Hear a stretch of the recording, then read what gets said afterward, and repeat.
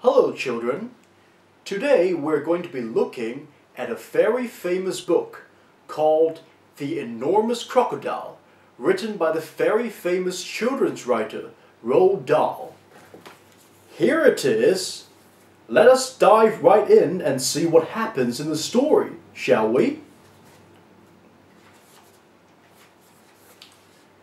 In the biggest, brownest, muddiest river in Africa, two crocodiles lay with their heads just above the water. One of the crocodiles was enormous. The other was not so big. "Do you know what I would like for my lunch today?" the enormous crocodile asked. "No," the not-so-big one said. "What?"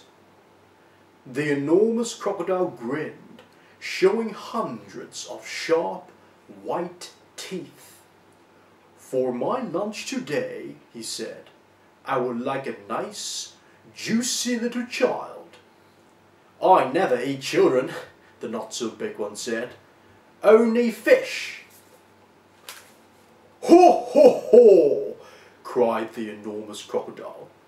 "I'll bet if you saw a fat, juicy little child paddling in the water over there at this very moment, you'll gulp him up in one gulp."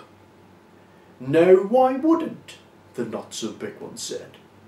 "Children are too tough and chewy. They are tough and chewy and nasty and bitter." "Tough and chewy?" cried the enormous crocodile. "Nasty and bitter? What awful tommy-rot you talk! They are juicy and yummy." "They taste so bitter," the not-so-big one said. "You have to cover them with sugar before you can eat them." "Children are bigger than fish," said the enormous crocodile. "You get bigger helpings." "You are greedy," the not-so-big one said. "You're the greediest croc in the whole river." "I'm the bravest croc in the whole river," said the enormous crocodile. "I'm the only one who dares to leave the water and go through the jungle to the town to look for little children to eat."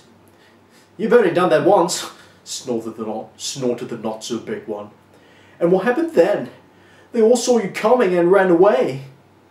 "Ah, but today when I go, they won't see me at all," said the enormous crocodile. "Of course they'll see you," the not-so-big one said. "You're so enormous and ugly, they'll see you from miles away." The enormous crocodile grinned again, and his terrible, sharp teeth sparkled like knives in the sun. "Nobody will see me," he said, "because this time I've thought up secret plans and clever tricks." "Clever tricks?" cried the not-so-big one. "You've never done anything clever in your life. You're the stupidest croc on the whole river." "I'm the cleverest croc on the whole river," the enormous crocodile answered. "For my lunch today, I shall feast upon a fat, juicy little child while you lie here in the river feeling hungry. Goodbye."